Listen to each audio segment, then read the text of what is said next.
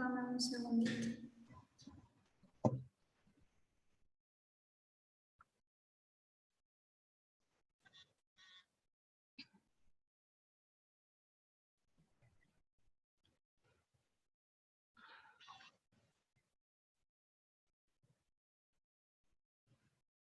Bueno, de parte del grupo de afinidad Young Professional Sección Ecuador, les damos una cordial bienvenida a todos los asistentes.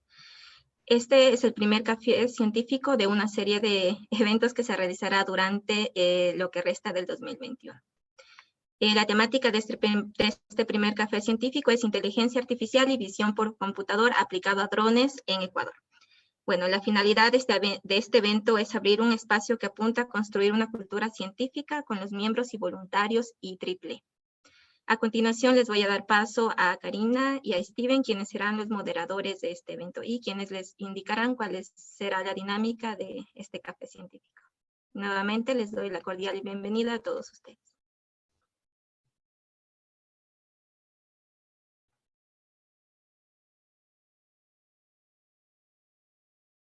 Está apagado tu micrófono, Karina. Listo. Bueno, gracias Vivi por tus palabras. Ahora vamos a seguir con el siguiente punto, que en este caso es la presentación de los ponentes que nos acompañan en este primer café científico. El día de hoy contamos con la presencia del doctor Wilber Aguilar y el ingeniero Alex Pachacama. A continuación, se va a dar una pequeña introducción, a su biografía de cada uno de los ponentes.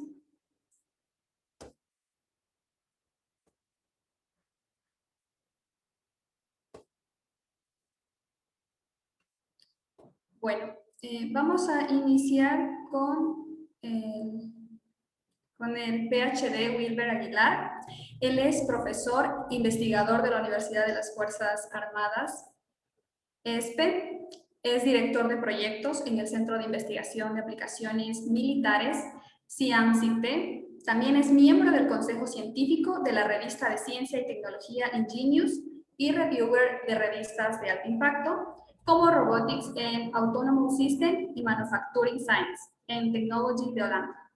También en Real Time Image Processing de Alemania y además de múltiples conferencias internacionales y revistas nacionales. Él obtuvo su PhD en Automatic Control Robotics y visión por computadora en el 2015. Su máster es en Automatic Control en Robotics en 2011. Los dos fueron obtenidos en la Universidad Politécnica de Cataluña de Barcelona, España. Él ha publicado más de 80 artículos científicos en revistas y congresos de alto impacto a nivel internacional y sus principales líneas de investigación son la visión por computadora, inteligencia artificial, navegación autónoma, vehículos aéreos no tripulados, robótica móvil, teleoperación asistida, entre otras.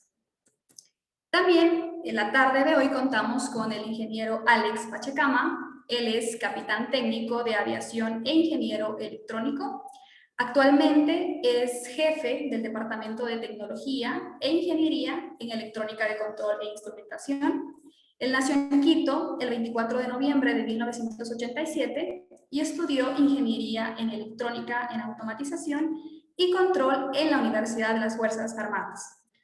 Al momento, como CIRFAE se encuentra desarrollando un prototipo UAV de ala fija en el cual se implementó inteligencia artificial para el conteo de personas en conjunto con la UFA-ESPE. Este prototipo tiene la capacidad de reconocer un grupo de personas y contar cuántas existen. El mismo se encuentra actualmente en pruebas de validación. Bueno, vamos a ya iniciar con la parte de las preguntas. Para ello, primero, nosotros, en este caso, les procedo a dar dos indicaciones básicas. La primera es que cada uno tendrá máximo 2 minutos para responder cada pregunta. En este caso, se van a ayudar de un cronómetro que va a estar proyectado en la pantalla. Y segundo es que el orden para responder las preguntas se les irá indicando a medida que se realicen las preguntas. ¿Sí?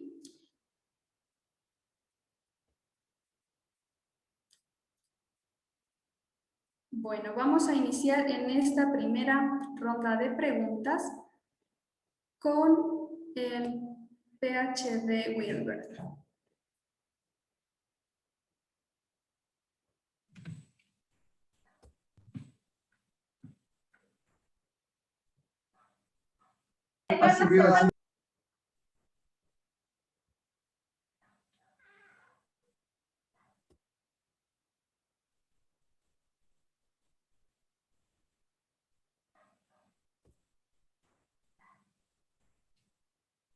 A ver, listo. Vamos a iniciar. La primera pregunta para usted es la siguiente. ¿Qué proyectos se encuentra usted desarrollando actualmente? Bien, muchas gracias. Es un gusto poder estar aquí y gracias primeramente por la invitación. Actualmente me encuentro desarrollando varios proyectos de investigación. Uno de los principales y en el área específicamente de inteligencia artificial y visión por computadora aplicado al tema de drones es el desarrollo de drones inteligentes, drones capaces de navegar por sí mismos, ya sean estos de ala fija y ala rotativa. Claro que por la naturaleza de la estructura aerodinámica de esos sistemas, trabajamos inicialmente con plataformas de ala rotativa, ya que es mucho más fácil conseguir el control. Y cuando decimos navegar autónomamente, nos referimos a realmente autónoma, es decir, que no hay intervención humana más que para indicar cuál es el punto de inicio y cuál es el punto de llegada. Hasta ahora, en el estado del arte, en lo que se trabajaba, o al menos a nivel comercial, lo que se usa es el GPS, ¿no? Tenemos un trabajo o una investigación al respecto, pero también estamos trabajando en sistemas que sean capaces, que no sean dependientes de sensores externos, es decir, que dependan única y exclusivamente de lo que tienen a bordo. Y lo que mejor nos ha funcionado es el uso de sistemas de estimación de movimiento basados en visión. No sé bueno, si en su momento, tal vez al final del café, puedo mostrarles algunos de los trabajos, algunos videos de los trabajos, pues me encantaría hacerlos.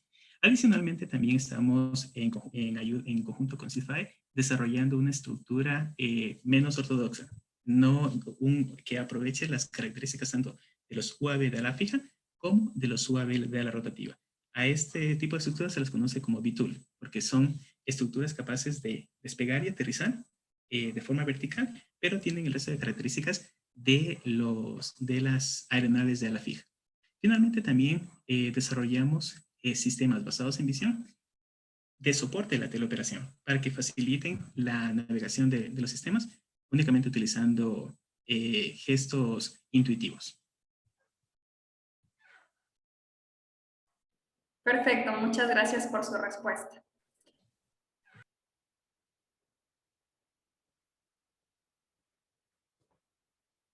Bueno, ahora vamos a continuar con el ingeniero Alex y para él la misma pregunta.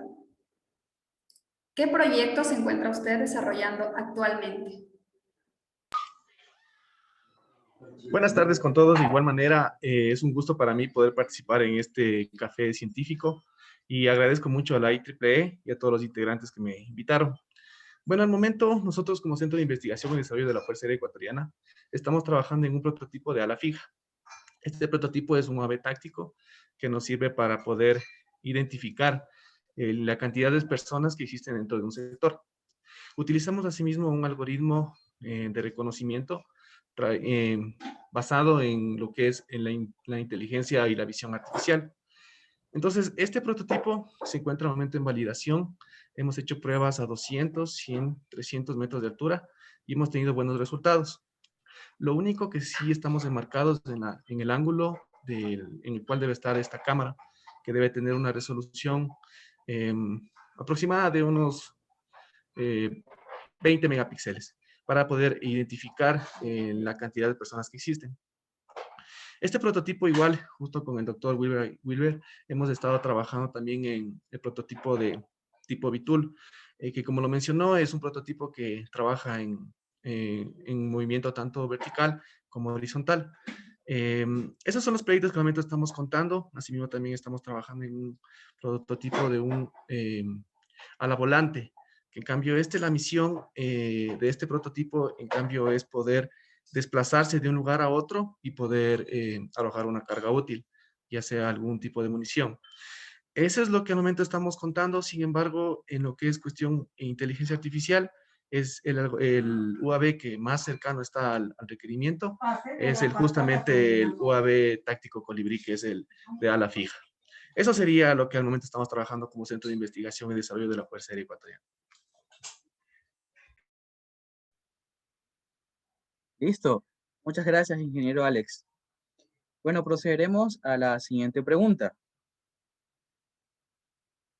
¿Cuál es el objetivo de usar inteligencia artificial y visión por computador en los drones? Comenzamos con el PhD Wilber. Bien, gracias.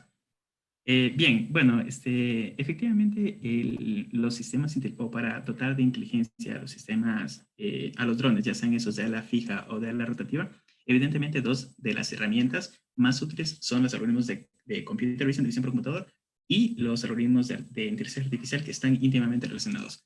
Como mencionaba el capitán Pachacama, efectivamente para la parte de conteo de personas es necesario primero hacer un clasificador. Esos clasificadores están basados en ciertos algoritmos de inteligencia artificial conocidos como redes neuronales, aunque también hay otras variantes llamadas Super Vector Machine, que lo que hacen es, a partir de un conjunto de datos, crear una estructura de forma autónoma para ser capaces de discriminar entre lo que es una persona y lo que no es una persona. Son algoritmos de machine learning, son algoritmos de aprendizaje automático. La parte de visión no solamente se utiliza dentro de lo que es clasificadores, sino incluso para la estimación, para el Ego Motion Estimation, para la estimación del movimiento propio del sistema. Como les había comentado, nuestro objetivo es conseguir que el sistema sea capaz de navegar por sí mismo. Si el dron, un dron de ala rotativa, está en un entorno pequeño y con muchos obstáculos, utilizando Convolutional Neural Networks y sistemas de aprendizaje automático, se puede discriminar, incluso utilizando una cámara monocular, es decir, una sola cámara, no cámaras de estereovisión, entre los objetos que están más cerca de los objetos que están más lejos. A partir de ahí, hacer una planificación automática de movimiento para que el dron evada en tiempo real los obstáculos que se le vayan presentando, así como seguir un objetivo o cumplir una misión determinada. Como les comentaba, si es que el tiempo nos da, al final me gustaría mostrarles algunos videos de los sistemas funcionales.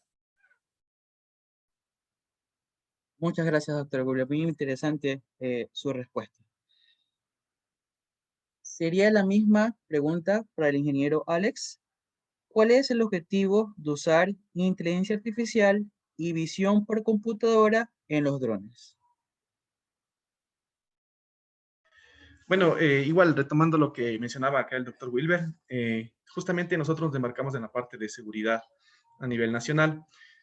Bueno, nosotros como Fuerza Aérea Ecuatoriana lo que buscamos es cumplir diferentes tipos de misiones, para lo cual necesitamos prototipos que sean tanto operativos, tácticos y estratégicos.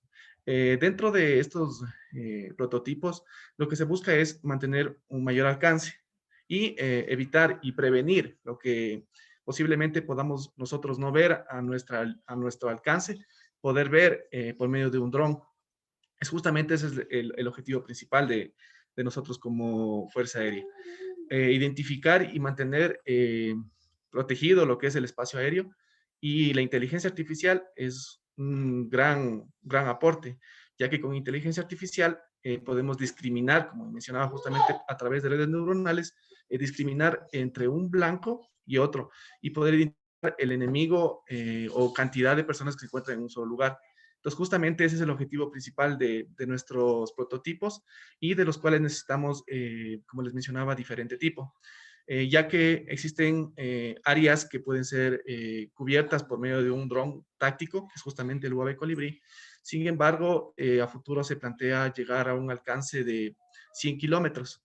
Entonces, por ejemplo, ahí entraría ya un UAV a nivel estratégico, que permita determinar a una distancia un poco más amplia la cantidad de personas, o identificar, inclusive con reconocimiento facial, qué persona es. Pues justamente es lo que eso buscamos, poder adelantarnos a una posible misión a través de justamente inteligencia artificial y visión por computadoras. Eso es lo que nosotros como Fuerza Aérea estamos planificando. Perfecto, muchísimas gracias por su respuesta. Ahora continuamos con la siguiente pregunta. ¿Qué herramientas se utilizan para aplicar inteligencia artificial y visión por computadora en los drones? En este caso, la respuesta quiero que me ayude respondiendo primero el ingeniero Alex Pachacama, por favor. Bueno, en sí existen varias herramientas que se utilizan para lo que es inteligencia artificial. Nosotros al momento lo que hemos planificado y lo que estamos actualmente utilizando es la programación por Python, para lo cual utilizamos un algoritmo liberado por Google, que es un algoritmo tipo YOLO. De esa manera, lo que nosotros estamos identificando es poder primero identificar las personas por medio de este algoritmo, y una vez que identificamos las personas, por medio de Python, la programación en Python, identificamos el número de personas. Entonces, es un conjunto desarrollado a través de sistema operativo libre. Sin embargo, Linux, como ustedes saben, produce, o sea, tenemos limitantes en ese sentido, para lo cual lo que utilizamos es Darkflow, que es una parte que viene marcado en Linux, pero utilizado en Windows. Entonces, es un tipo de algoritmo que justamente es lo que nos está utilizando y nos está dando muy buenos resultados. Entonces, la herramienta principal que yo podría determinar, primero, obviamente, la parte de la cámara debe tener una cámara de alta resolución. Y una vez que ya ha integrado toda esta información dentro de una computadora, el procesamiento ya lo enmarcamos directamente con todos estos algoritmos que los mencioné anteriormente. Sin embargo, se plantea asimismo utilizar ya sistemas embebidos, como es la Jetson Nano, que en cambio en ese sentido, la Jetson Nano nos va a ayudar para procesar directamente todo lo que es esta información, pero ya en un sistema operativo libre. Entonces, eso también es una estrategia, un objetivo que estamos planteándonos a fin de no solo implementarlo en drones, sino también en equipos que se encuentran en tierra. De esa manera igual realizar cualquier tipo de trabajo y poder seguir identificando la cantidad de personas o identificar el enemigo a su vez. Eso por la parte del CIFAE. Muchísimas gracias por su respuesta. Ahora le pido al doctor Wilber que de igual manera me ayude respondiendo la misma pregunta. ¿Qué herramientas se utilizan para aplicar inteligencia artificial y visión por computadora en los drones? Gracias. Bueno, complementando la respuesta del capitán Pachacama, valdría diferenciar la pregunta en dos partes. Una, si estamos hablando de librerías como tal o si estamos hablando de algoritmos, porque es importante diferenciar. Cuando hablamos de librerías, hablamos de herramientas que nos permiten usar algoritmos ya existentes, ¿no? Y cuando tenemos algoritmos, ya sea que los tengamos montados en librerías, también podemos montarlos en cualquier lenguaje de programación.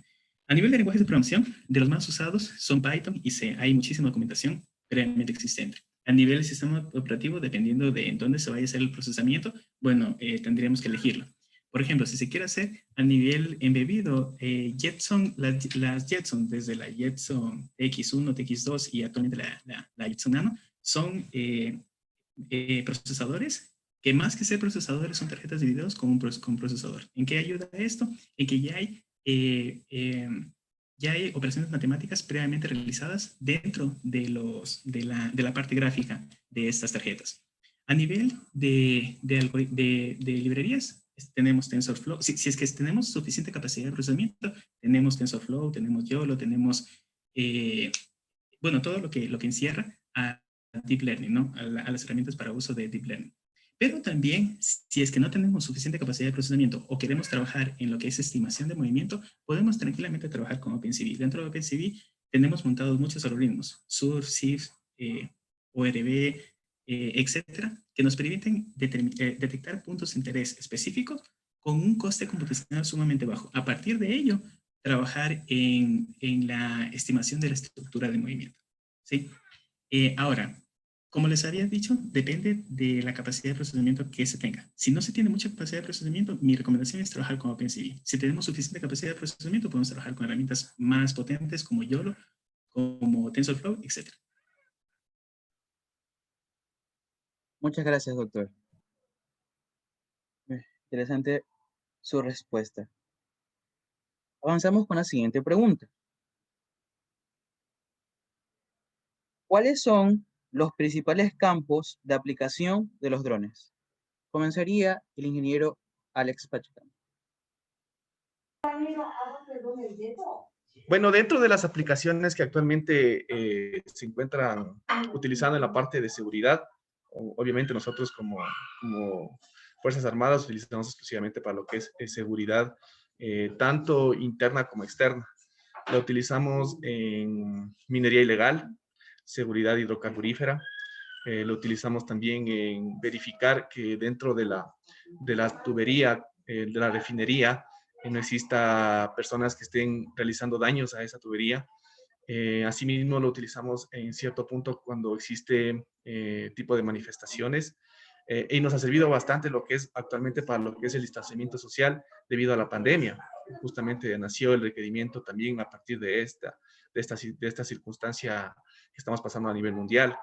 Entonces, en ese sentido, tiene varias aplicaciones. O sea, realmente también incluye lo que es reconocimiento facial. O sea, nosotros podemos entrenar a esta red neuronal y podemos identificar a la persona que nosotros consideremos. Entonces, realmente tiene un amplio campo que en el ámbito de seguridad nos resulta muy importante.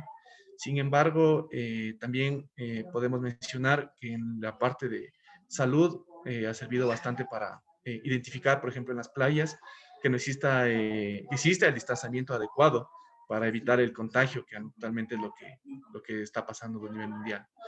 Entonces, tiene muchas aplicaciones, tanto militar como civil, y considero que es una herramienta que nos va a servir para muchas aplicaciones más. Entonces, realmente serviría para todo de manera general, pero en la parte de seguridad es donde al momento lo estamos utilizando y aplicando de manera potencial. Muchas gracias, ingeniero. Para acotar, es verdad que generalmente los drones, ¿no? Se los suele utilizar con un concepto de solo visualizar lugares, ¿no? Y vemos que acá se tiene una aplicación bastante interesante y útil, ¿no? Eh, Gracias, ingeniero. A continuación, seguimos con el doctor con la misma pregunta. ¿Cuáles son los principales campos de aplicación en los drones? Gracias. Bueno, el capitán Pachacama nos indicó efectivamente las múltiples aplicaciones que existen en el ámbito militar, ¿no? En la parte civil, yo me voy a centrar un poco más en la parte civil. En la parte civil, también el tema de seguridad es importante.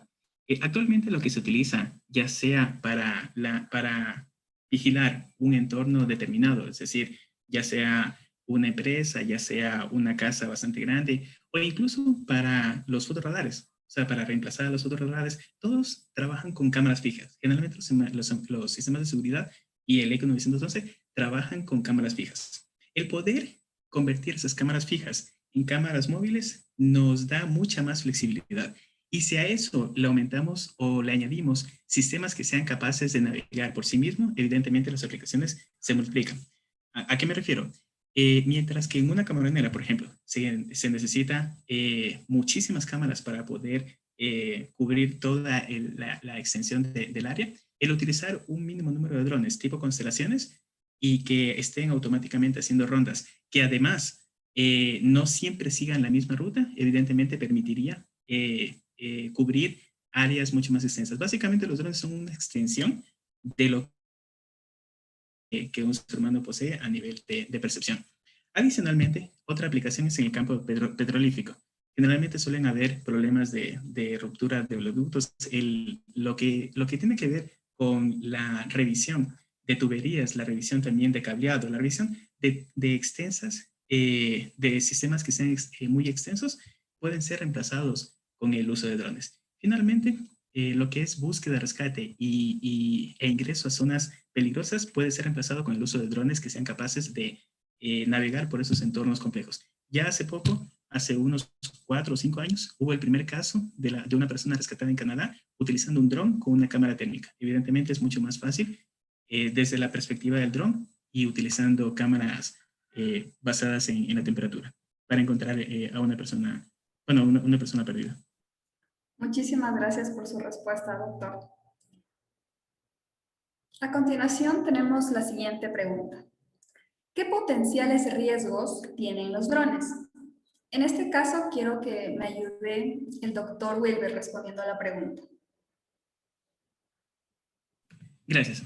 Bien, a nivel de los riesgos, en realidad existen muchos. Uno de los principales que actualmente ya existe, o sea, sin irnos más allá o sea, no estamos hablando del futuro, de los problemas actuales que existen, es que son muy baratos y todo el mundo tiene acceso a ellos. Esto, por un lado, digamos, extiende las capacidades de una persona común, pero también genera un problema. Las personas creen que es un juguete y no saben que el peligro que implica un artefacto de estas magnitudes. Si se estrella, le cae en la cabeza a una persona, evidentemente puede generar mucho daño. Eso sin contar que evidentemente para el terrorismo, para otras aplicaciones negativas, es una herramienta muy, muy potente. Eso a nivel de lo que actualmente está sucediendo. Pero a nivel futuro, dado que esos sistemas dependen de una central, evidentemente, si ya el hackeo de sistemas electrónicos son un problema actual, en un futuro, cuando tengamos una gran cantidad de drones autónomos, evidentemente el ser capaces de hackear esos sistemas podría implicar un riesgo muy, muy importante. Justamente por eso es que estamos trabajando en sistemas que sean completamente autónomos. ¿En qué sentido? Que sean inhackeables, porque sabemos que lo único que es inhackeable es aquello que no está conectado. Si el dron no está conectado, si el dron solamente depende de los sistemas que tiene a bordo, evidentemente es una forma de mitigar, es imposible eliminar al 100% de los riesgos, pero al menos es una forma de mitigar considerablemente esos sistemas, esos problemas, perdón. Perfecto, muchas gracias por su respuesta. Bueno, ahora le pido al ingeniero Alex que por favor me ayude respondiendo a la misma pregunta. ¿Qué potenciales riesgos tienen los drones? Bueno, actualmente dentro de los riesgos que podemos mencionar nosotros como militares, justamente habla bastante lo que mencionaba el doctor Wilber, porque, bueno, nosotros así mismo utilizamos estos drones para poder realizar inteligencia y poder determinar susceptibilidades en contra del enemigo, narcotráfico, pistas ilegales, diferentes actividades.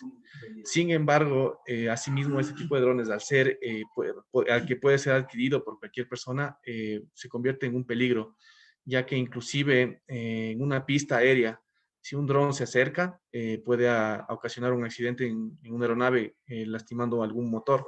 Entonces, esos son los riesgos que al momento la Dirección General de Aviación Civil está considerando junto con la Fuerza Aérea para poder determinar un reglamento que permita estandarizar este tipo de utilidad. Es por eso que yo considero que al futuro vamos a tener muchas complicaciones con este tipo de equipos, entonces se debe regular de alguna manera.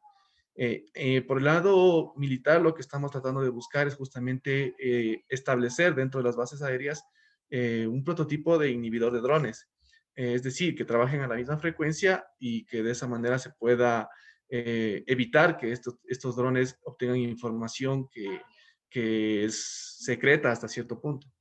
Entonces, sí, o sea, existen muchas desventajas por parte de la creación de drones de manera comercial, que pueden ser utilizados para acciones que realmente no sean acorde a lo que conllevan este tipo de actividades. Esperemos poder, como les mencionaba, establecer una regulación, una directiva que nos permita poder regular este tipo de actividad. Eso sería. Gracias. Listo, muchas gracias, ingeniero. Ahorita vamos a tener un espacio abierto para que los participantes, si desean, puedan activar su micrófono y puedan preguntar. Vamos a tener un espacio de unos 5 minutos para que los chicos puedan realizar preguntas y después de este espacio seguiremos con las otras 5 preguntas faltantes, ¿ok? Entonces, vemos ahorita que Brian Mosquera quiere realizar una pregunta. Adelante, Brian.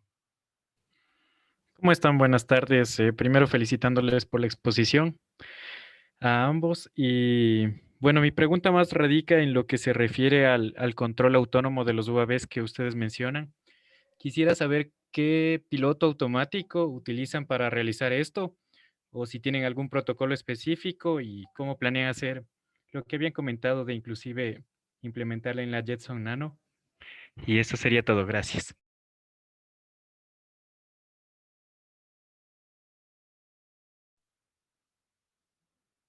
Gracias, Brian. ¿Podría comenzar el doctor Wilber con la respuesta?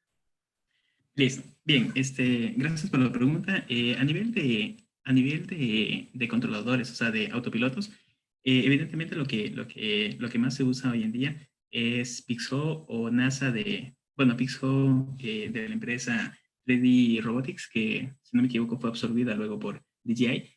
Y de parte de DJI, el NASA, ¿no? Son de los más utilizados cuando se trabaja en drones ensamblados. O también se puede trabajar con drones comerciales que sean de código abierto. Por ejemplo, la empresa francesa Parrot, desde siempre, desde sus inicios, tenía abierto el código para sus Ardron del 2011-2012, que luego se convirtieron en los actuales Vivo. Y a nivel de DJI, al ser una empresa comercial y más fuerte, evidentemente tenía mucho más cerrados sus sistemas, hasta que evidentemente vio que sus competencias estaban haciéndolos de código abierto a los drones para que los developers, los desarrolladores, también puedan hacer modificaciones, también puedan hacer sistemas completamente autónomos. Cuando hablábamos, por cierto, del tema de autonomía, de los sistemas que sean capaces de navegar por sí mismos, hablamos de controles de alto nivel, no de bajo nivel. Es decir, que nuestro Pixho o nuestro NASA lo vemos como una caja negra, lo modelamos como si fuese nuestra planta. De tal forma que el control servovisual que hacemos a mayor nivel utiliza esa planta para poder hacer, por ejemplo, el seguimiento de objetivos, la navegación basada en GPS, la evasión de obstáculos basada en Visual Set Point, en control servovisual, etc. Bueno, no sé si eso contesta la pregunta y bueno, doy paso.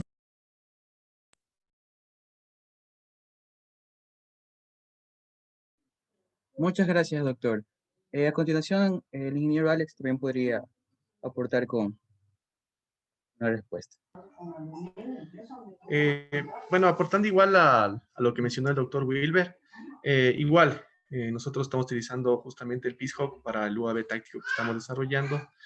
De asimismo, para el BTOL y también para el ala fija es la misma idea. También de esa manera es como un controlador que necesita diferente tipo de sensado.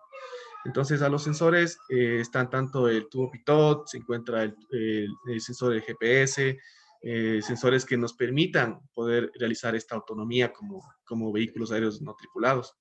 Entonces, estos sensados que se llegan al controlador son justamente la información a través de telemetría que se recibe en una computadora y se puede identificar y se puede realizar la traza o la trayectoria autónoma, que justamente es lo que se busca.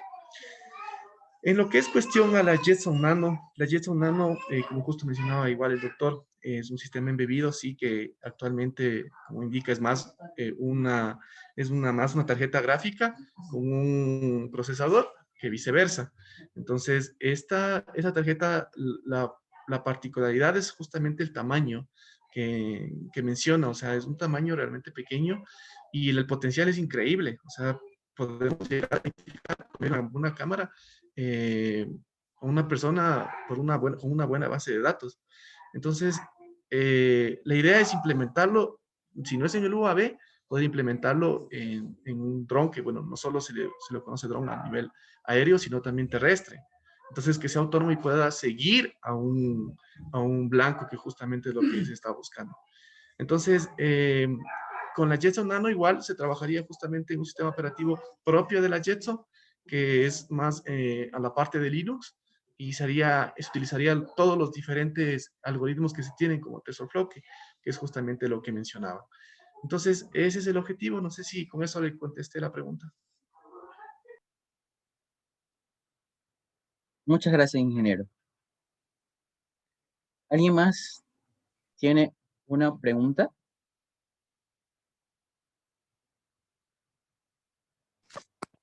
Muy buenas tardes. Listo. Mi preguntita iría enfocada un poco más. Si nosotros ahora tenemos un dron, por ejemplo, ¿tenemos alguna limitación para poderlo conducir, ya sea como civiles? No sé, tal vez de altitud o hay zonas que son restringidas. Eso comentó un poquito en una pregunta que era acercándose a los aeropuertos y eso. Pero digamos en una zona así civil convencional, ¿hay alguna restricción vigente para lo que es el manejo de drones? Y también, no sé si me podrían ayudar, ¿cuándo se utiliza un dron o cuándo es más recomendable un dron de ala fija y uno de ala rotatoria? Gracias. Muchas gracias. Puede iniciar el doctor Alex. Doctor, perdón, doctor Wilber. Listo, gracias. Bien, voy a empezar por la segunda pregunta. La segunda pregunta, ¿cuándo se usan? Bueno, cada uno de las estructuras de los drones tiene sus ventajas por ejemplo, y desventajas también. Por ejemplo, los drones de ala fija son drones que tienen muchísima mayor, o sea, pueden alcanzar mayor autonomía energética, es decir, duran más tiempo volando, y también mayor velocidad. Por tanto, cuando son misiones o aplicaciones abiertas, en entornos abiertos, ya sea de agricultura de precisión, ya sea de vigilancia fronteriza, ya sea de la aplicación que sea, pero en un entorno abierto, es mucho más recomendable el uso de un dron de ala fija, desde mi perspectiva. ¿Cuándo es útil un dron de ala rotativa? Cuando los entornos son complejos, es decir, en entornos cerrados o en entornos con mucha vegetación, en los cuales haya que maniobrar o generar ciertos movimientos que no son alcanzables con el dron de ala fija. Hay que recordar que los drones de ala fija adicionalmente no tienen la capacidad de volar, o sea, de hacer el hovering, el vuelo estacionario, como lo hace el colibrí, como lo hace me refiero al colibrí, al animal, ¿no? Al ave.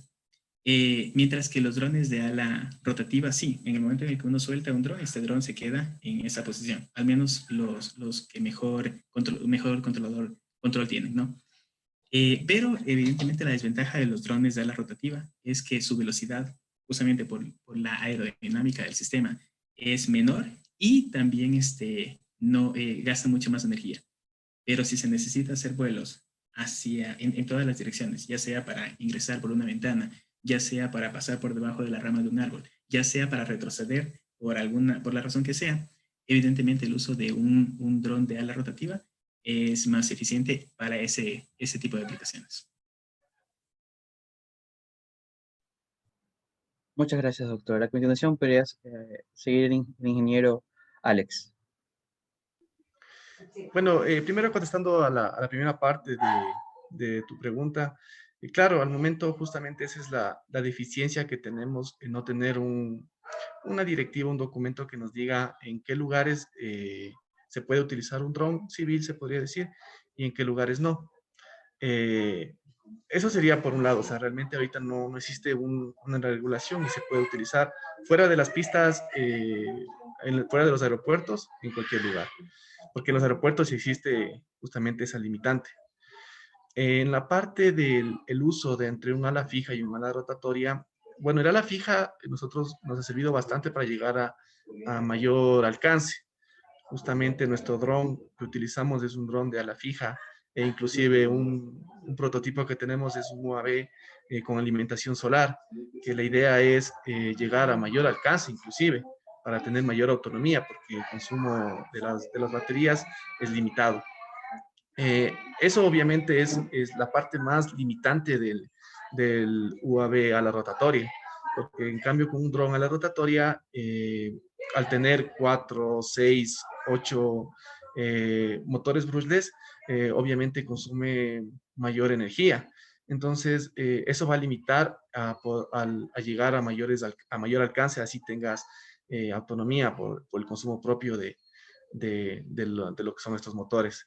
Entonces, el motor de ala fija yo lo consideraría más para topografía, para poder determinar y obtener fotos un poco más estáticas que nos permitan identificar, porque con un ala fija, en cambio, haces un solo barrido. O sea, no puedes frenarte a poder tomar la foto, sino simplemente grabas o tomas la foto de lo que hay. Entonces, esas son las limitantes que tiene el UAV a la fija. Entonces, depende de la misión en la cual tú vayas a embarcar y el trabajo que se pretenda realizar. Es el uso de este tipo de ala fija al rotatorio.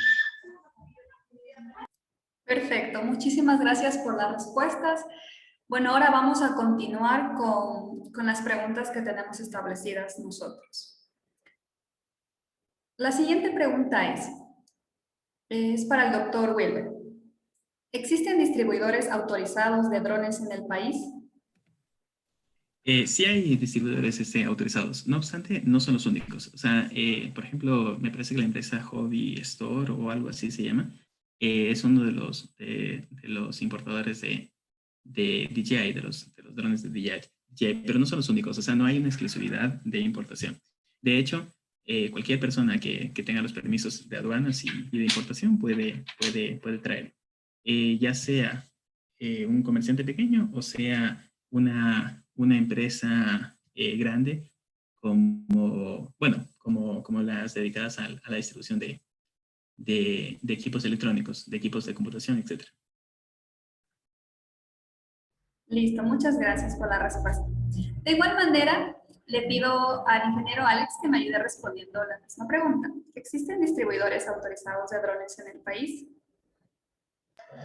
Realmente nosotros como Fuerza Aérea tratamos justamente de lo que mencionaba el doctor, de importar lo que son los componentes. Entonces, tanto componentes como el pisco, motores, brushless. Sin embargo, un proveedor aquí de manera local, el más conocido y el más utilizado es justamente DJI, que tiene abarcado un gran campo en la parte de los drones. Entonces, ese es se podría decir, el más grande, el mercado más grande que tiene. Sin embargo, nosotros para poder realizar nuestros prototipos, realmente casi no utilizamos mucho ese equipo porque es muy sellado. Entonces, al nosotros ser centro de investigación, lo que buscamos es estructurar estos componentes y por tal motivo traemos lo que son todos los componentes electrónicos de afuera, o sea, externo. No existe un proveedor local que cumpla los requerimientos como parte militar, que es lo que nosotros necesitamos. Eso es lo que le podría acotar en ese sentido. Listo. Muchas gracias, ingeniero Alex.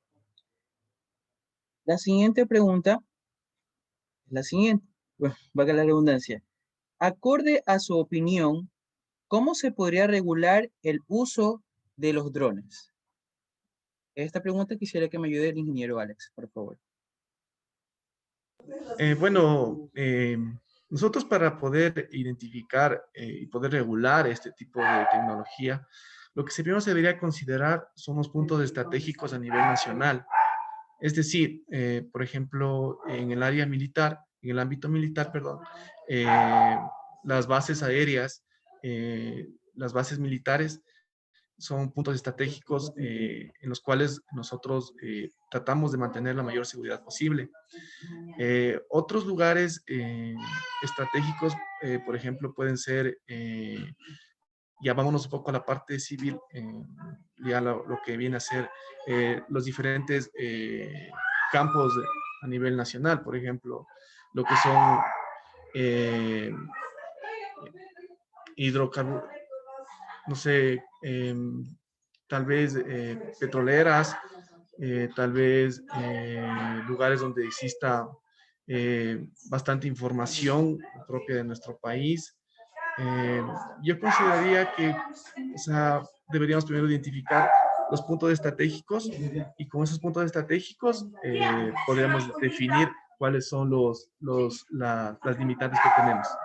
Eso podría contestarle en ese sentido. Muchas gracias, ingeniero Alex. Nos ayudaría el doctor Wilber con la misma pregunta. Acorde a su opinión, ¿cómo se podría regular el uso de los drones? Gracias. Esta pregunta, la verdad es que es bastante difícil. desde mi perspectiva. ¿Por qué? Porque estamos, digamos que en un, o sea, hay una delgada línea entre evidentemente la seguridad y también la libertad que tienen las personas para acceder a un determinado tipo de tecnología. Pero tal vez una orientación que de hecho es la que siguió, la que creo que siguió la Dirección General de Aviación Civil para el montaje de este reglamento de operaciones de aeronaves pilotadas a distancia, es la regulación que se maneja en España y en Europa en general, que se basa en lugares y se basa en el tamaño del dron, porque evidentemente no es lo mismo hablar de un dron de 2, 4 kilogramos, 5 kilogramos, son aeronaves bastante pesadas, y más peligrosas, evidentemente, en el momento en que se caigan, con respecto a un dron realmente de juguete que pese unos cuantos gramos. Entonces, en base a eso, sí se maneja. También hay otras directrices que se manejan, como por ejemplo, que el teleoperador nunca pierda la línea de vista con el dron, evidentemente, porque es mucho más difícil controlar a un dron en first person view, o sea, en perspectiva de primera persona. Que de hecho es lo que nosotros manejamos en los sistemas de navegación autónomos, o sea, los que son realmente no autónomos basados en visión, tenemos ese reto, ¿no? Y es lo que hemos desarrollado. Pero para un humano es mucho más difícil manejar si únicamente tiene, o pilotar si únicamente tiene la perspectiva de primera persona. Entonces, esa es otra directriz que se maneja, y también la altitud, porque evidentemente hay ciertas alturas a las que hay vuelos comerciales, también a las que se puede perder el control del dron. Bueno, entre otros criterios que deberían ser discutidos tanto desde la perspectiva legal, desde la perspectiva de los pilotos e incluso desde la perspectiva científica. Perfecto. Muchísimas gracias por su respuesta, doctor. Bueno, a continuación vamos con la última pregunta, que es la siguiente. En el área de investigación, ¿cuáles son los desafíos a superar en Ecuador con respecto a los drones en este caso? Y por favor, para que me ayude respondiendo el doctor Wilber. Bien, el principal desafío es presupuesto, porque evidentemente no es lo mismo trabajar con sistemas. O sea, ahora recién hace poco tenemos acceso a los nano. O sea, un ejemplo simple es el tema de los nano, eh, de los, ahí se me fue el nombre, se me fue el nombre. Bueno, de los procesadores que les comentábamos hace un momento, que tienen la capacidad de procesar la parte gráfica, ¿no? Principalmente es una cuestión de presupuesto. También la poca importancia que se da a esta área. O sea, evidentemente yo me siento privilegiado el poder desarrollarme sin ningún problema en la parte de investigación, porque hay el soporte y el interés de Fuerzas Armadas. Al trabajar en la Universidad de Fuerzas Armadas y al contar también con la colaboración de CITFAE, que es el Centro de Investigación de la Fuerza Aérea, evidentemente allí sí hay interés en ello. Pero es que no es el único campo en el que tiene múltiples aplicaciones, sino, como les había comentado anteriormente, tenemos las posibles aplicaciones dentro en la industria petrolera, incluso como soporte en la parte marítima, en la parte de control de tránsito. Las aplicaciones son múltiples y la inversión que se realiza en estas áreas es mínima. Por tanto, desde mi perspectiva, más que a nivel técnico, a nivel científico, porque modestia aparte, creo que estamos a la vanguardia a nivel del estado del arte, tanto en la parte de desarrollo aerodinámico como en la parte de sistemas de navegación autónoma. Allí no es donde está el problema, en el talento, en el desarrollo, en la algoritmia, no está el problema. Es una cuestión de presupuesto. Perfecto, muchísimas gracias por su respuesta. Ahora le pido que por favor me ayude el ingeniero Alex Pachacama respondiendo la misma pregunta. En el área de la investigación, ¿cuáles son los desafíos a superar en Ecuador con respecto a los drones?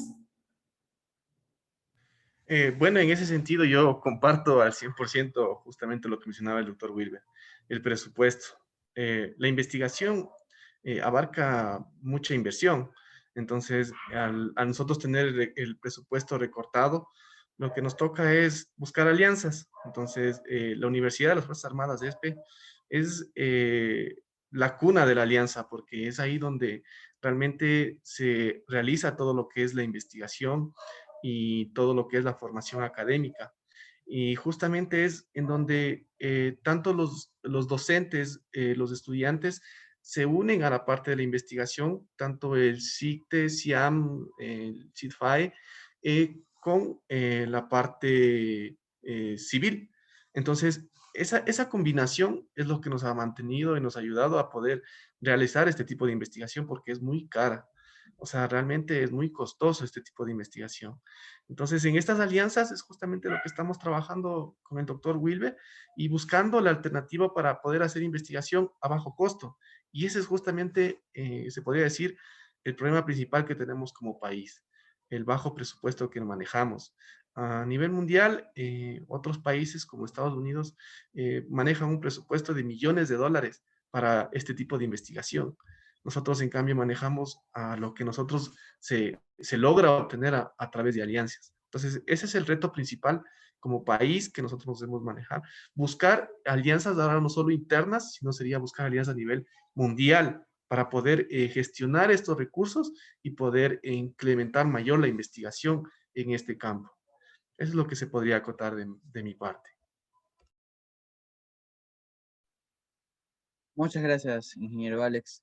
Creo que nos han aportado bastante información que creía yo que muchos de nosotros no la teníamos, ¿no? Es algo que a veces lo tomamos de manera superficial, creo que el tema del uso del dron, y que con todo el feedback que nos han brindado con estas preguntas, creo que nos queda bastante claro que hay bastantes áreas de aplicación y usos en donde se puede desarrollar pues la aplicación y la tecnología de los drones, ¿no? Quisiera darle paso al doctor Wilber para que nos pueda mostrar los videos que nos tenía preparado, para que los participantes nos puedan, al final de esto, para realizar sus debidas preguntas. Adelante, doctor. Gracias. Esto justamente les iba a pedir para compartir. Es la primera vez que voy a compartir en Zoom. Llame un poco. Aquí está, ya lo vi. Trabajamos con otra plataforma en la universidad. Ok. Ok, no sé si se puede visualizar. Sí. Vale. Bien, entonces, bueno, aquí están acelerados un poco los videos para no consumir mucho tiempo. Uno de los proyectos en los que estamos trabajando, como habíamos comentado, es el sistema de navegación autónoma y simultánea detección de objetos. En este caso estamos utilizando la detección de carros, que evidentemente tiene una aplicación. ¿Cuál es la idea de ello? Que a través del GPS el sistema despega, llega a una determinada posición, cumple su misión, hace el reconocimiento, conteo de personas, de carros, bueno, en este caso, de vehículos, y regresa de forma automática a su punto de partida. Sí, como les digo, está acelerado el video. Una vez que llega a su punto de partida por navegación gruesa con el GPS, se consigue el aterrizaje automático. Ups, se me pasó. El aterrizaje automático se consigue al final el aterrizaje automático basado en visión. Es decir, todo lo que es navegación gruesa se lo hace con el GPS, todo lo que es navegación fina, es decir, ya para llegar para aterrizar en un punto determinado, se lo hace a través de sistemas de aterrizaje automático basados en visión. Otro sistema, otro proyecto en el que estamos trabajando, bueno, que ya lo tenemos desarrollado, son los sistemas de navegación en entornos complejos. Aquí vemos que ya no es un entorno controlado en el que estamos navegando con el dron de forma autónoma.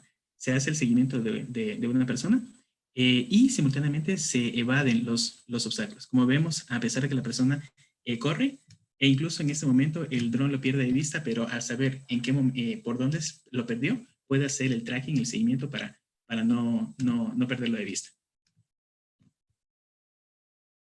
No sé si por ejemplo, aquí tenemos este punto es bastante interesante, porque el dron llega a un punto en el que percibe que hay obstáculos en el entorno y se reacomoda para poder pasar a través de esos árboles. Todo eso se lo hace con Deep Estimation, o sea, estimación de profundidad basada en los algoritmos, en las redes neuronales convencionales que habíamos mencionado anteriormente, ¿sí? Bueno, aquí tenemos una primera versión del B-Tool que se lo desarrolló hace años. Evidentemente ahora se está trabajando en una mejor versión con SeedFi. También esto también fue desarrollado en conjunto con SeedFi, en donde una vez que el dron alcanza la velocidad de sustentación, ya no depende de los rotores, o sea, se ayuda de la propia aerodinámica. Las aplicaciones de los drones y otro proyecto en el que estamos trabajando no solamente se cierran al uso del propio dron, sino también a la robótica cooperativa. En este proyecto, lo que se busca, bueno, se está haciendo una prueba de conceptos para el barrido de zonas de desminado. Generalmente el problema o el error que cometen, el problema que principalmente tienen los desminadores es que cuando hacen el barrido, evidentemente no son máquinas, son seres humanos que pueden cometer errores. Si hay una parte de la zona que no hayan explorado y justo allí estaba ubicada la mina, evidentemente esto puede ser catastrófico para el desminador. Entonces, ¿qué es en qué proyecto se está trabajando aquí? Es con ayuda de la perspectiva del dron, como vemos en la parte izquierda, hay un robot terrestre que hace el barrido. Si vemos, el barrido es prácticamente perfecto. No dejamos una sola zona sin cubrir. Y adicionalmente, vemos que se hace la detección de minas. Aquí los obstáculos verdes, o sea, los objetos verdes vienen a representar obstáculos. Por lo tanto, esos los evade. Mientras que los objetos plomos vienen a comprender las minas, ¿no? Y se las deja previamente ubicadas en ese mapa que el dron es capaz de obtener. También usamos la estabilización de video porque, si se dan cuenta, la perspectiva real del dron se mueve continuamente, pero haciendo estabilización de video somos capaces de percibir el entorno sin que haya mayores mayores distorsiones en la imagen. Otro sistema en el que tenemos ya desarrollado es el de control el seguimiento de superficies, ya sean fijas o móviles, pese que hayan perturbaciones agresivas en el entorno, ¿sí?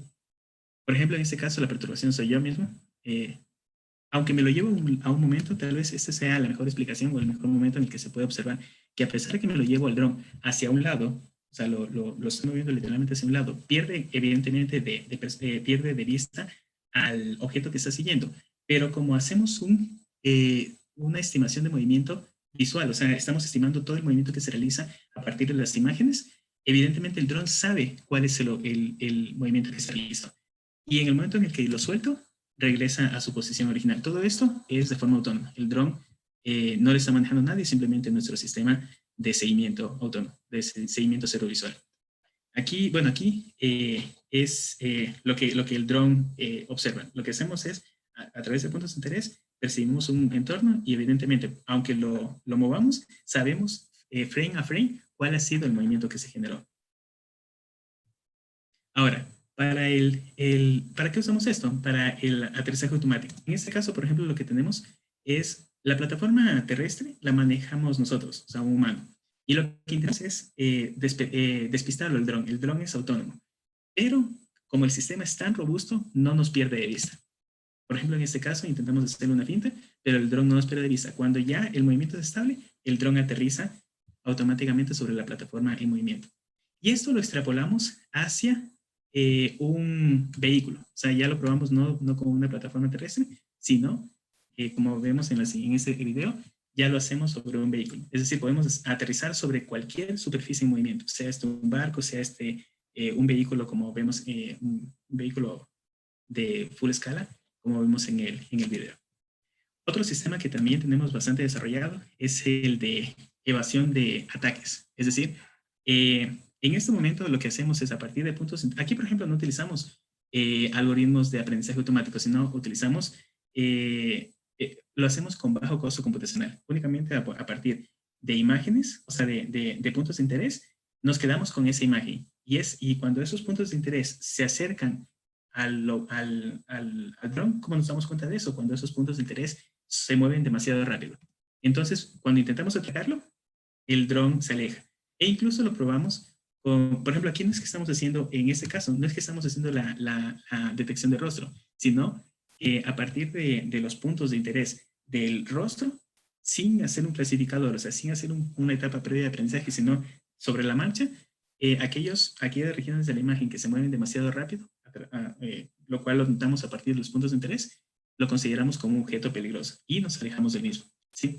Incluso probamos de un dron a un dron. En este caso lo estábamos moviendo rápido al dron para que se aleje del otro dron. O sea, el primer dron, el de la izquierda, es un dron teleoperado, y el de la derecha empieza a alejarse en el momento en que ve que este dron se mueve de forma muy, muy rápida.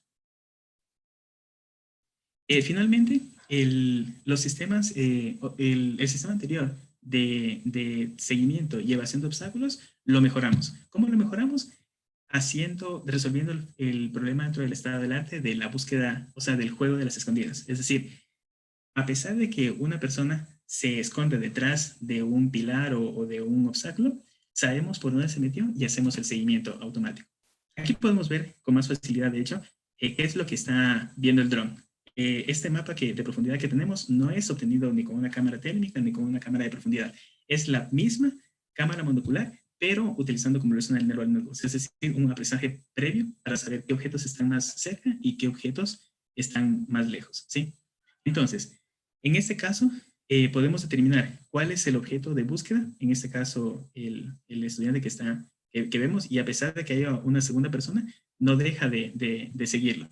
Vemos que hay la línea de movimiento, por tanto, podemos saber hacia dónde se nos está moviendo, y aunque se meta detrás de algo, somos capaces de seguirlo, de buscarlo, de llegar a encontrarlo. Finalmente, un reto bastante complicado, y en el cual pusimos incluso nuestro sistema a prueba, comparándolo con pilotos con distinto grado de habilidad a la hora de controlar el dron. Es un dron capaz de navegar a través de un entorno controlado, en este caso. Pero es semi-controlado, porque en realidad habían ráfagas de viento externas, y la única referencia que tenía el dron es que tenía que seguir estas líneas. Y si encontraba esos obstáculos huecos, debía pasar por el medio de esos obstáculos. Esto lo pusimos a prueba con distintos voluntarios con distinto grado también de habilidad, y nuestro sistema superó incluso a los que tenían más habilidad. ¿Por qué lo superó? Porque evidentemente, para ponerlos en las mismas condiciones, las personas, o sea, los teleoperadores, solamente podían ver la perspectiva en primera persona del dron, es decir, solamente podían ver la cámara del dron, no podían ver al dron desde fuera, porque evidentemente nuestro algoritmo tampoco tenía esa capacidad. Y como vemos, en la parte izquierda está nuestro sistema, la parte izquierda superior. Vemos en comparativa con los teleoperadores con distinto grado de habilidad a la hora de teleoperar. Y como digo, superó a todos. Aún así, los operarios tenían una ventaja, los operarios humanos, porque ellos conocían previamente cuál era la trayectoria. Lo que el dron no sabía. El dron, en el momento en el que, o nuestro sistema, en el momento en el que iban suscitándose los obstáculos, en el momento en el que iban apareciendo los obstáculos, el sistema funcionaba sobre la marcha, o tomaba decisiones sobre la marcha. Mientras que los teleoperadores ya podían acelerar en ciertas zonas. Por ejemplo, en las zonas que sabíamos que eran rectas, los teleoperadores iban mucho más rápido. ¿Pero por qué le ganaba el dron? Porque el dron era mucho más rápido a la hora de atravesar el obstáculo. Los humanos dudan, los humanos no sabían si estaban completamente cuadrados, mientras que el sistema de control de atravesamiento del obstáculo, por así decirlo, era sumamente robusto. Finalmente, les había comentado que no solamente trabajamos en sistemas completamente autónomos, sino también semiautónomos, es decir, sistemas que nos permitan dar soporte a los teleoperadores. En este caso, como les había comentado, manejar un dron requiere su grado de desperdicio. Por eso es que desarrollamos un sistema capaz de reconocer los gestos, o sea, reconocer únicamente gestos realizados por las personas y hacer la mayor parte del trabajo de forma autónoma. De esa forma, por ejemplo, el operario solamente da órdenes gesticulares y el dron realiza todo el trabajo. Bueno, eso también lo comparamos un poco con lo que en Barcelona lo realizamos hace años con el control gesticular basado en las Google Glass. Ahora, evidentemente esto lo estamos mejorando en este momento. ¿Por qué? Porque no tiene mucho sentido llevar a una zona no controlada una Kinect o cámaras especiales. Así que desarrollamos una aplicación que hace exactamente lo mismo, pero únicamente con el celular. Ese celular puede ser ubicado en un arnés en el pecho y el teleoperador manejarlo directamente. Como vemos, en la parte superior derecha están los gestos con la mano que realiza el teleoperador y basta esos gestos para poder controlar al dron de forma mucho más intuitiva. Bueno, esto es un muy pequeño resumen de lo que estamos trabajando, de la algoritma que ya tenemos desarrollada. Y como ven, estamos a la vanguardia en realidad en lo que es algoritmia. Lo que nos falta es un poco más de presupuesto y también ciertos convenios para poder sacar adelante este tipo de proyectos.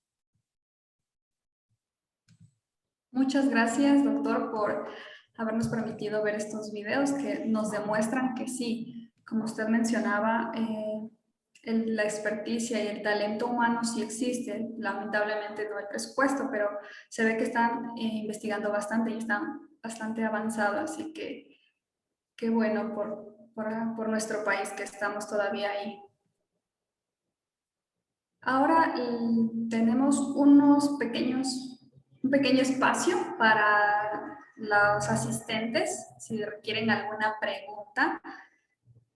Justamente sí, tenemos a Brian. Activa nomás tu micrófono y haz tu pregunta, por favor. Buenas noches. Yo tenía básicamente dos preguntas con respecto a esto. Los algoritmos de control que se utilizan o sea, bueno, ¿qué tipos de algoritmos de control se utilizan? ¿Son PIDs o utilizan algún control un poco más complejo para lo del dron? Y también quisiera saber la velocidad en frames que tiene el dron al hacer el seguimiento ese que dijo por las redes neuronales para la estimación de la distancia.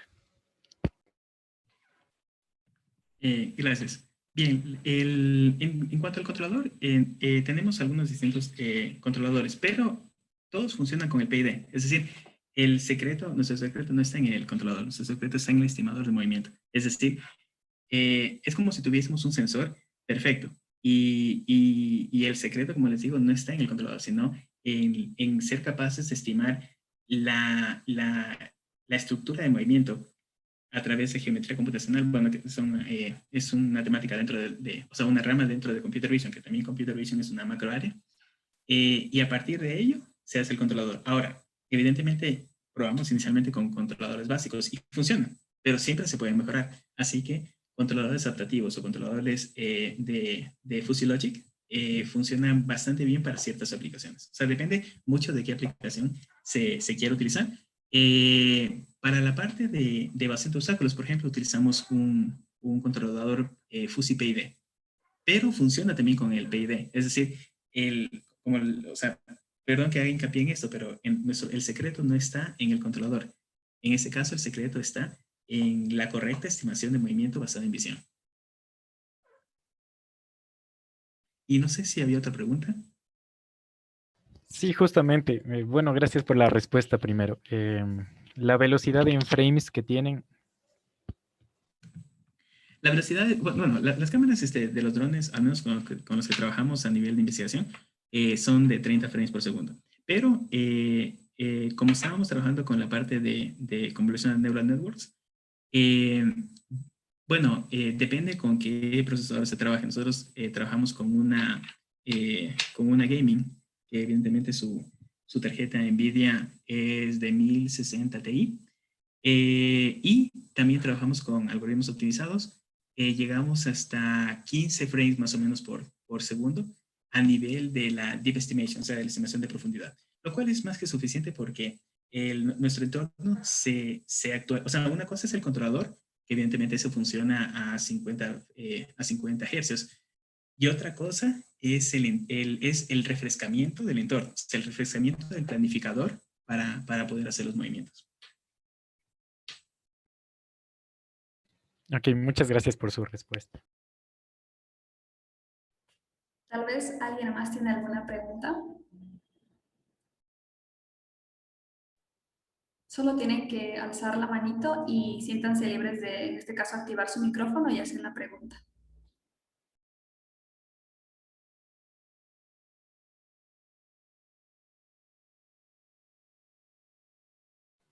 Sí, disculpe, una última pregunta, ¿cierto? ¿Qué tipo de drones están utilizando para todo esto que me dijo? O sea, ¿cuál es el nombre comercial de este droncito pequeño? Para la parte de prueba de conceptos, generalmente utilizamos los Vivo porque son baratos. O sea, me refiero que son $400, $300, no más de eso. Pero evidentemente eso ya para extrapolarlo, también hemos trabajado con los de DJI, están los Phantom y están los Phantom, los Mavic, pero ya evidentemente sus costos bordean los $1000 y evidentemente cargarse uno de esos drones es más costoso.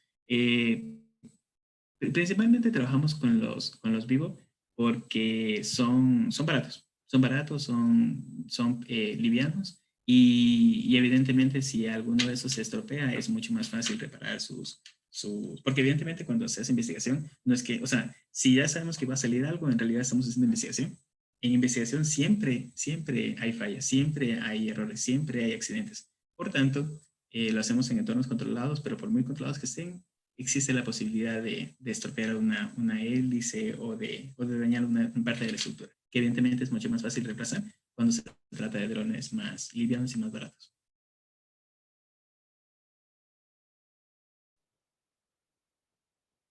Bueno, muchísimas gracias por sus respuestas y bueno, por honor al tiempo, vamos a dar paso a la ingeniera Viviana Montalvo. Ella nos va a dar unas palabras de despedida y también la entrega de certificados. Muchas gracias, Karina. Y bueno, en realidad sí me gustaría pues agradecer mucho la participación del doctor Wilber y del capitán Alex. Muchas gracias por aceptar esta invitación y pues darnos a conocer todos los proyectos en los cuales ustedes están trabajando y pues también despertar el interés en todos los asistentes que han participado el día de hoy. Y si quieren saber un poco más acerca de drones o quieren involucrarse un poco más en el área de investigación en inteligencia artificial, pues se pueden contactar con nosotros y nosotros a su vez podríamos remitirles tanto al capitán Alex como al doctor Wilber. Y bueno, Karina está presentando el certificado correspondiente por el grupo de afinidad de YP. Voy a leer lo que dice el texto. El grupo de afinidad de jóvenes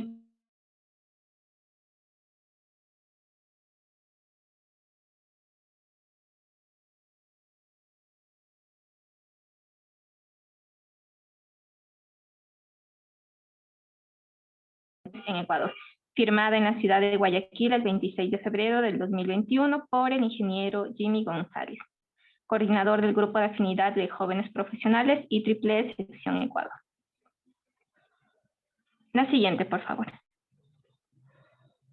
Y con el mismo texto se otorga el certificado al capitán Alex Ramiro Pachacama Espinosa. Y bueno, agradezco la participación del doctor Wilber y del capitán Alex y también la participación de todos los asistentes. Como les comenté, este es el primer café científico de una serie de eventos que se realizarán durante el 2021 con diferentes temas de investigación. Esperamos contar con la presencia de todos ustedes. Muchas gracias.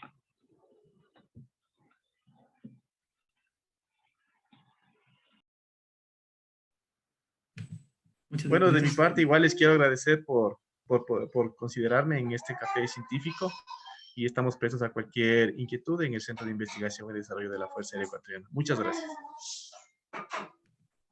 De igual forma, muchísimas gracias por invitarnos a este evento científico que es importante replicarlo y es importante magnificarlo, dado que la ciencia es la única herramienta conocida al menos para conseguir tanto el desarrollo personal como en comunidad. Y como país y por las situaciones que estamos pasando actualmente, creo que es un momento importante para darle el lugar que se merece a la ciencia. Muchísimas gracias y estoy a las órdenes para cualquier consulta futura, tanto a través del grupo de IEEE como en la universidad. Muchísimas gracias a los ponentes y de igual manera a los asistentes y les esperamos en la segunda edición del Café Científico. Que tengan una buena noche. Gracias a todos. Gracias, chicos. Gracias. Muchas gracias. Nos vemos.